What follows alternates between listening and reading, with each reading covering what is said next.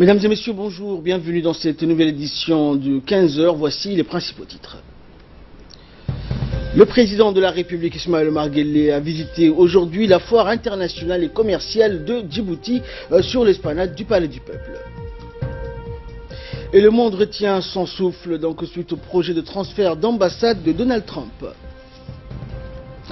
Merci à vous de nous rejoindre. Le président de la République, Ismaël Omar Guelleh, a visité aujourd'hui la foire internationale et commerciale de Djibouti. Le président Guelleh donc a effectué une visite à la foire commerciale. Le président de la République a été accueilli par le président de la Chambre de commerce de Djibouti, Youssouf Moussa Dawalé, et le chef de l'État donc a visité les différents stands de la foire internationale qui est organisée par la Chambre de commerce de Djibouti et qui fête également ses 110 ans d'existence et de belle manière, une première du genre et un forum sur l'intégration régionale. Deux événements majeurs qui ont attiré plus de 500 participants, dont 350 invités, et ont été donc organisés au cours de cette semaine. Le chef de l'État a passé en revue presque 200 stands d'exposition où étaient conviés donc des entreprises djiboutiennes, françaises, saoudiennes, égyptiennes, américaines, canadiennes, japonaises, turques, mais aussi éthiopiennes et somaliennes pour faire la promotion de toutes les gammes de produits et services allant de l'industrie au commerce en passant par le numérique et le biodégradable.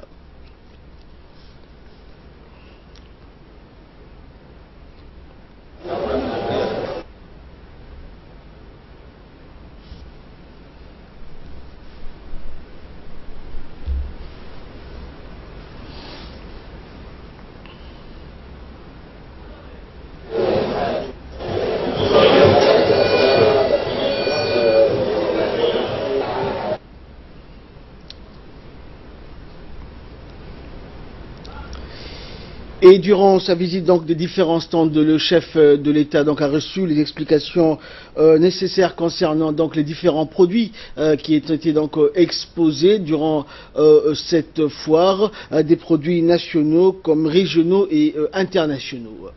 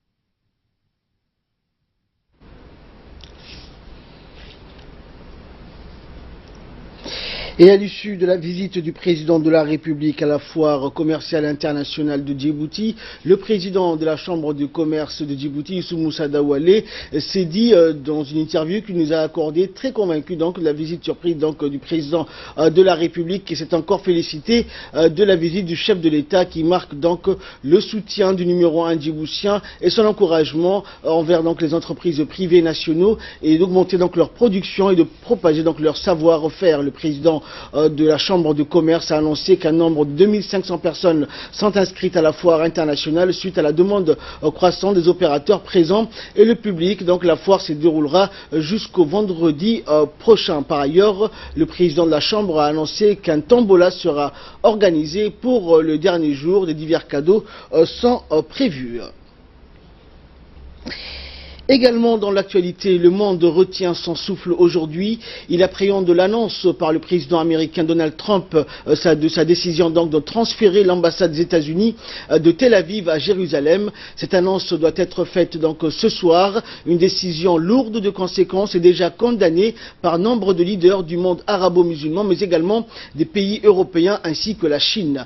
Cette décision de Donald Trump risque d'entériner la politique israélienne du fait accompli et de conformité conforter la thèse sioniste de faire de Jérusalem la capitale de l'État d'Israël. Riyad, Istanbul, Téhéran, bref, le monde arabo-musulman a déjà fait connaître dans son ensemble sa réprobation quant à une telle décision.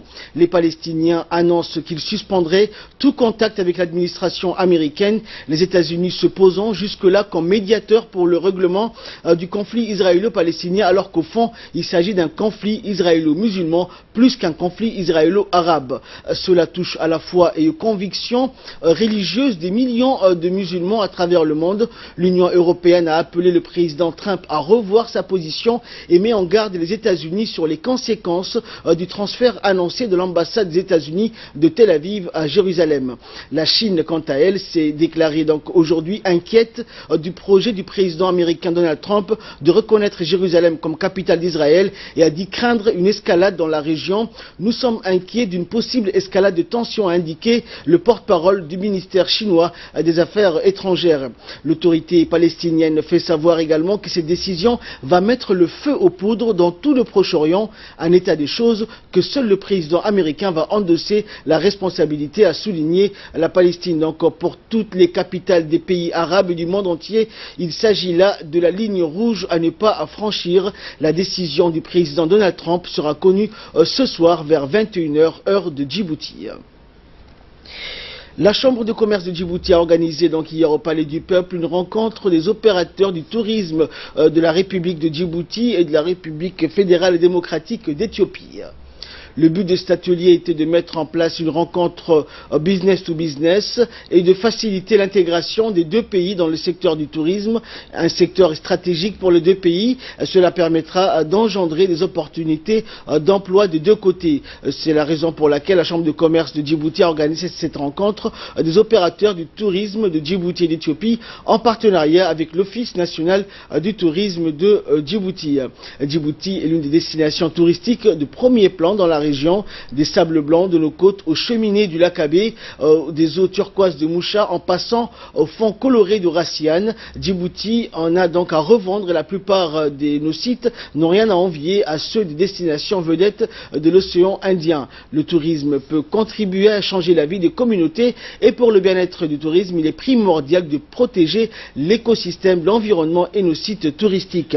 Et lors de ce forum, une projection a été faite afin de présenter les potentialités et atouts touristiques des deux pays. En pris part donc à ce forum le président de la Chambre de commerce, Youssouf Moussa Dawalé, le directeur de l'ONTD, l'Office national du tourisme de Djibouti, Ousmane Abdi, et l'ambassadeur de l'Éthiopie à Djibouti, ainsi que plusieurs opérateurs touristiques des deux pays. Prenons la parole à son tour. Le président de la Chambre de commerce a rappelé donc lors de cette rencontre que la relation entre Djibouti et l'Éthiopie est basée sur la fraternité et une fondation très solide et forte donc d'une relation qui est en même temps donc caractérisée par une coopération qui date de plusieurs années en matière de partenariat et de confiance, a-t-il souligné. Le président de la Chambre de commerce a insisté donc sur la signification pour les deux pays concernant la venue d'opérateurs et de représentations de l'Éthiopie et de l'hospitalité industrielle de Djibouti, un secteur qui se développera à long terme et boostera sans aucun doute notre économie. Et le président de la Chambre de commerce a mis un accent particulier concernant le domaine du tourisme. Djibouti et l'Éthiopie peuvent collaborer, a-t-il dit, dans le développement du tourisme combiné. Malgré un climat et un paysage différents, ils peuvent donc se compléter mutuellement. Et pour plus de précisions concernant cette réunion, écoutons la réaction donc du directeur de l'Office national du tourisme de Djibouti. L'objectif de cette rencontre B2B entre les opérateurs du tourisme de Djibouti et les opérateurs du tourisme de l'Éthiopie est de faciliter une plus grande intégration pour le développement du secteur tourisme à travers les deux pays, entre ces deux pays, parce que l'objectif final est de créer un système de package touristique pour des activités complémentaires, des activités intégrant les tourismes de Djibouti et les tourismes des pays. Nous savons que Djibouti et l'Éthiopie ont réussi dans plusieurs domaines et maintenant il est grand temps que ce secteur soit une réussite aussi pour les deux pays.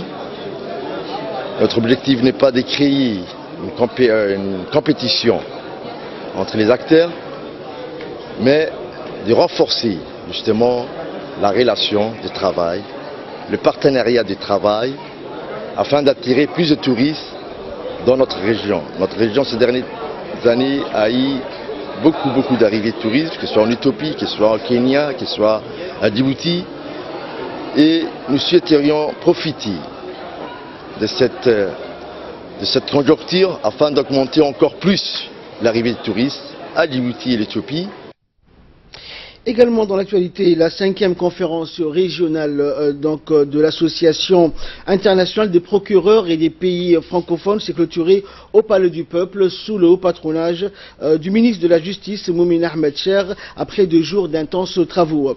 Cette conférence, la 5e du genre, avait pour thème cette année le renforcement de la lutte contre le terrorisme et contre la criminalité organisée en Afrique de l'Est et l'océan Indien. Les travaux conduits durant 2 jours par les procureurs de la République, le procureur général Djamar Suleiman, en collaboration avec les autorités judiciaires de Djibouti et en partenariat avec l'AIPPF. À noter également la présence du secrétaire général de l'AIPPF, François Faletti, et du président de cette même institution, Sabine Kélé, ainsi que le délégué du Cameroun, des Comores, du Madagascar, de l'île Maurice, de la Somalie et de l'IGAD. Il faut savoir donc que cet atelier a permis d'échanger des informations en matière de poursuites criminelles et pénales. Change. Le terrorisme, effectivement, est un phénomène complexe. Qu'est-ce qui nous a été dit en substance? Combien l'État est précieux. Et vous avez vécu, depuis votre indépendance, peu ou prou, à côté d'un État qui a été plus que en faillite, qui s'est littéralement effondré, et vous en avez vécu les conséquences. Nous avons beaucoup parlé avec monsieur le procureur général de Somalie, de son pays, avec tout ce que cela comporte comme secousse régionale, un effondrement étatique, la nature horreur du vide, c'est un appel d'air pour d'autres qui s'engouffrent dans ce vide et qui se substituent pour le meilleur et souvent pour le pire. On a eu une démonstration implacable avec vous, monsieur le directeur général. Fiscalité, justice, tout est là pour suppléer avec, bien entendu, des valeurs qui ne sont pas les nôtres. Il est l'heure à présent de retrouver l'appel à la prière d'Al-Asr et la suite du journal, ce sera juste après ça. Allahu Akbar, Allahu Akbar, Allahu Akbar, Allahu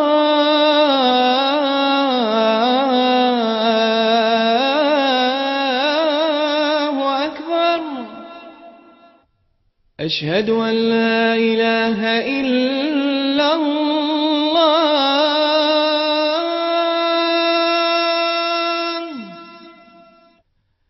أشهد أن لا إله إلا الله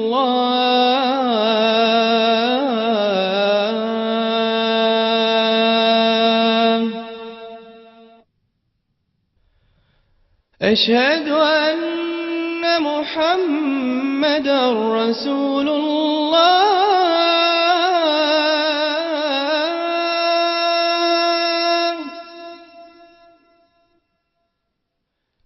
أشهد أن محمدًا رسول الله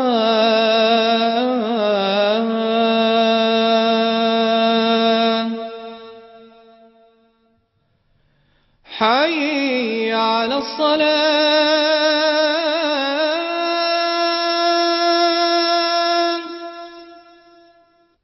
حي على الصلاة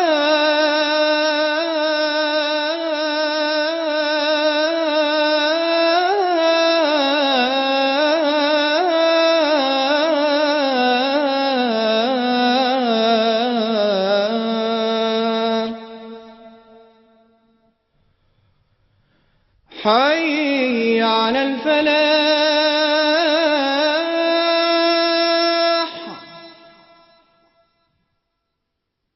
حي على الفلاح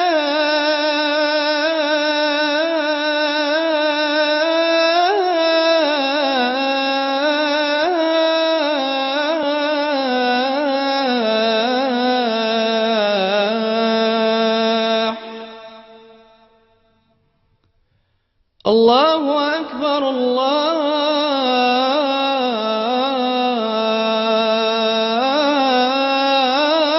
الله أكبر لا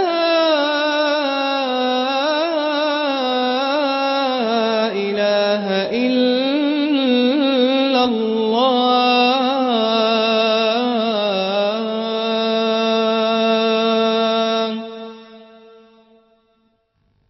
اللهم رب هذه الدعوة التامة والصلاة القائمة آت سيدنا محمدا الوسيلة والفضيلة وابعثه اللهم مقاما محمودا الذي وعدته إنك لا تخلف الميعاد. C'était l'appel à la prière d'Al-Asr. Nous retrouvons la suite de notre journal.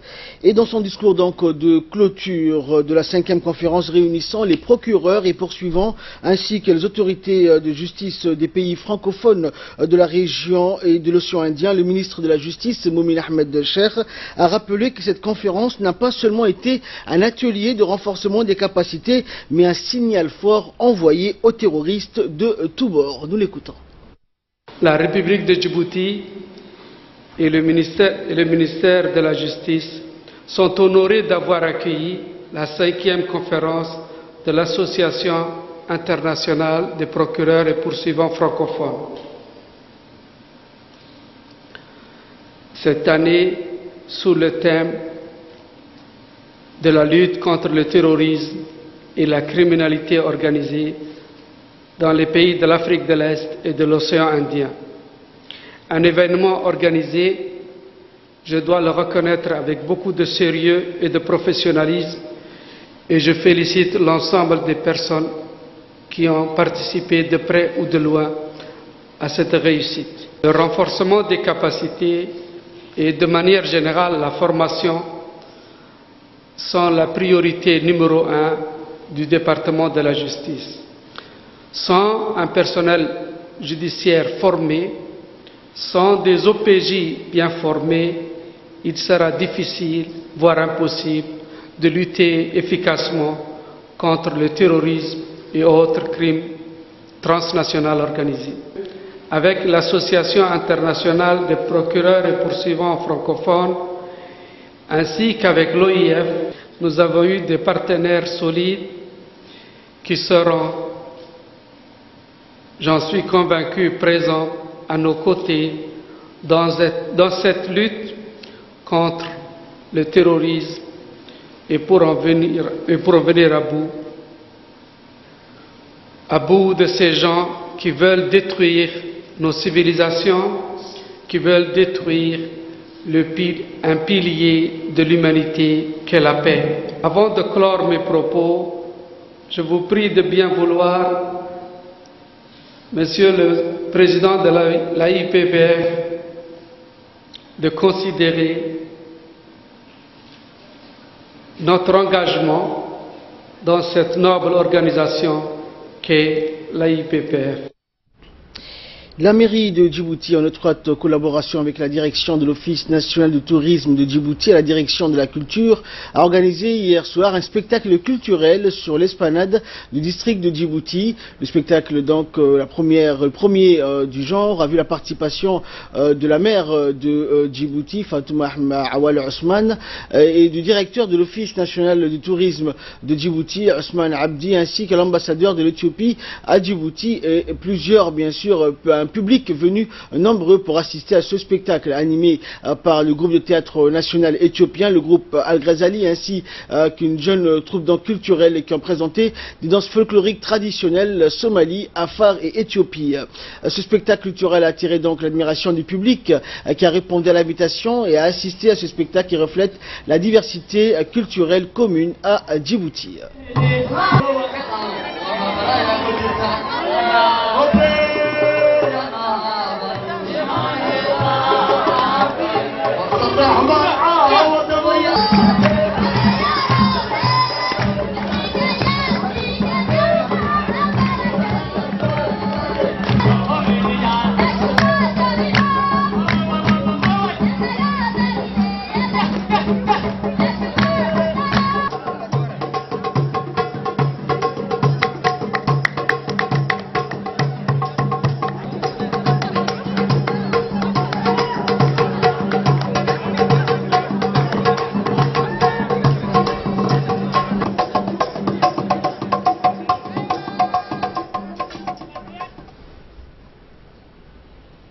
Et le spectacle donc a été couronné par l'intervention des responsables qui ont souligné la nécessité de préserver le folklore Somalie, Afar et Éthiopie. Et rappelons que cette initiative se tient en marge de la foire commerciale internationale de Djibouti, organisée pour la première fois par la Chambre de commerce de Djibouti. Santé à présent, en marge de la caravane médico-chirurgicale dans le sud du pays, l'Institut national de santé publique, l'INSPD, a procédé aux activités combinées de pulvérisation et des opérations d'épandage et de destruction des gîtes larvaires dans les régions d'Ali Sabié et de Dikil. En effet, l'INSPD a dépêché 2 brigades de démoustication dans chacune des régions du sud pour renforcer les agents d'hygiène déjà présents dans ces régions. Il s'agit ici de mener ensemble des activités de lutte antivectorielle contre la prolifération des moustiques et des gîtes larvaires afin d'éliminer les risques de transmission du paludisme qui est endémique dans notre pays. Et en cette saison fraîche, favorable à la multiplication des insectes, ces activités de pulvérisation et d'épandage viennent à point nommé puisqu'elles constituent un excellent moyen pour contrer la prolifération de ces insectes en vue de réduire considérablement la prévalence du paludisme à Ali Sabié et à Dikil. Par ailleurs, ces équipes d'entomologie et hygiène donc ont également utilisé le procédé d'épandage qui consiste à répandre au-dessus des eaux stagnantes et dans les fosses septiques des solvants d'insecticides dont l'efficacité est avérée pour éliminer les larves des moustiques avec un impact environnemental quasi nul. Appliquée au moment opportun, cette technique d'épandage, appelée également semer sec à la volée, permet d'éliminer jusqu'à 95% de larves de moustiques et d'autres insectes. À noter que les populations des régions d'Ali Sabié et de Dikil ont exprimé leur pleine satisfaction quant à cette initiative primordiale dans la lutte antivectorielle que mène le ministère de la Santé à travers l'Institut national de santé publique. Et de là, nous passons à l'actualité internationale avec Ali Abdoulaye. Bonjour Ali. Bonjour Ahmad. Alors, la communauté internationale, Ali, est préoccupée par le projet de Donald Trump concernant Jérusalem. Eh bien, Donald Trump annoncera ce soir qu'il reconnaît Jérusalem comme la capitale d'Israël. Ce sera une intervention faite à 21h heure locale. Il a déjà informé de son intention de plusieurs dirigeants arabes qui ont réagi négativement. Cette position est à rebours de décennies de prudence américaine sur ce dossier sensible et mettre à l'eau 20 années de diplomatie. Les dirigeants de la région redoutent une flambée de violence alors qu'ils se sont associés avec les États-Unis et le monde occidental à défaire le projet Khalifa voulu par un certain Abu Bakr al-Baghdadi en Irak et au Levant. Ce projet de Khalifa de Daesh a été militairement en échec. Comment alors contrer ou vaincre le radicalisme ou le fondamentalisme islamique quand on adopte des positions aussi extrémistes soutenant le sionisme et l'islamophobie que fait le président américain Donald Trump? Le président turc Recep Tayyip Erdogan avait averti hier que le statut de Jérusalem était une ligne rouge pour les musulmans. Il a évoqué donc une possible rupture des relations diplomatiques avec Israël si Washington devait reconnaître la ville sainte comme capitale. Monsieur Trump, Jérusalem est une ligne rouge pour les musulmans, a lancé Monsieur Erdogan à l'adresse de son homologue américain. Nous allons donc mener cette lutte jusqu'au bout avec détermination et cela pourrait aller jusqu'à la rupture de nos relations diplomatiques avec Israël, a ajouté le président turc Recep Tayyip Erdogan. La résolution des Nations Unies sur les questions palestiniennes sont restées lettre morte. La communauté internationale n'a jamais reconnu Jérusalem comme capitale d'Israël, donc où le territoire palestinien est présent en 1967. Merci Ali pour toutes ces explications. Donc, comme vous l'avez dit, la décision de Trump va être entendue ce soir à 21h heure de Djibouti. Et merci à vous de nous avoir suivis. C'est la fin de cette édition. Excellent après-midi sur Télé Djibouti.